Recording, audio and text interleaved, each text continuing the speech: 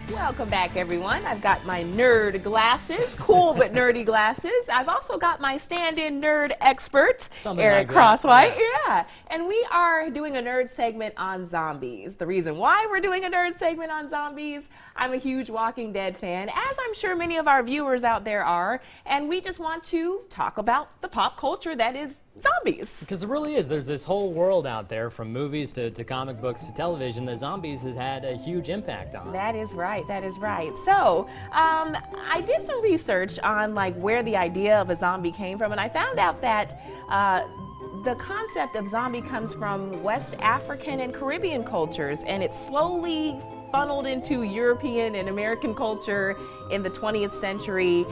You had movies like Night of the Living Dead, you see there, emerging into the film industry. So do you have any stories that you are drawn to that involve zombies, Eric? Well, you know me, I love stories in general. I also really like horror movies. And in books, I mean, we're talking about books and talking about where they came from. I know that there was a book from Haiti, which was originally written about voodoo and stuff, and that kind of is where the idea for zombies came from. Right. And the first movie that it was actually, zombies were actually, it was called White Zombie.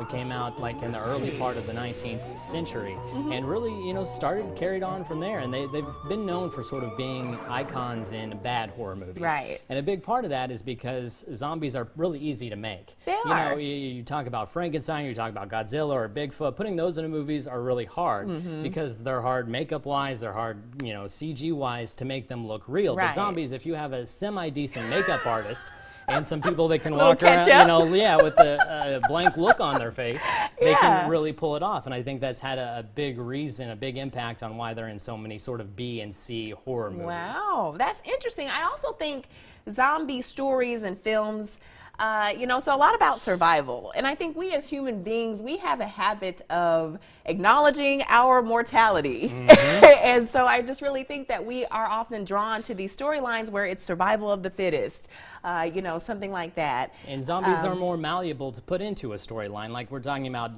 Dracula and Frankenstein. Those come from very iconic books that many people have read and many people know about. Right. Zombies, however, they're not quite as defined about what they can be.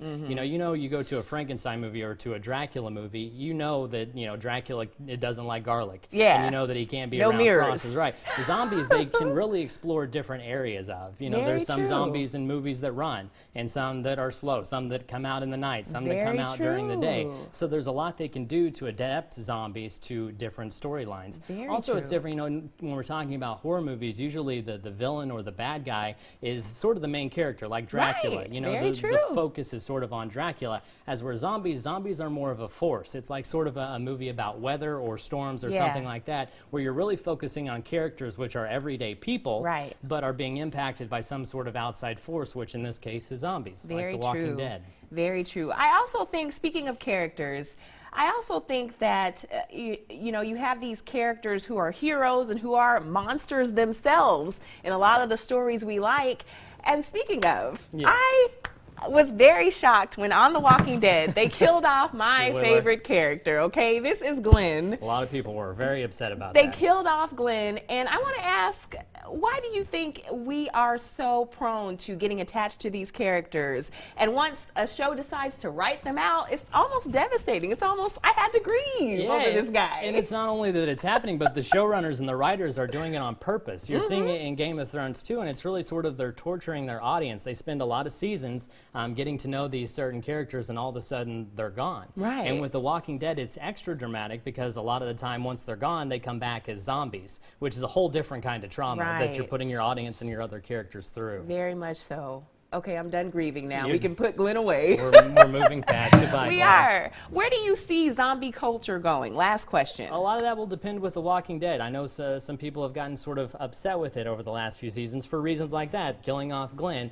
they're getting sort of sick of that. But I think if they come back with another season of Walking Dead that's really strong, then I think we'll see it again in other series and other movies for sure. Absolutely. Well, Eric, thank you for being my stand-in nerd expert. Trying. Thank you for putting up with my cool but nerdy glasses. Let's send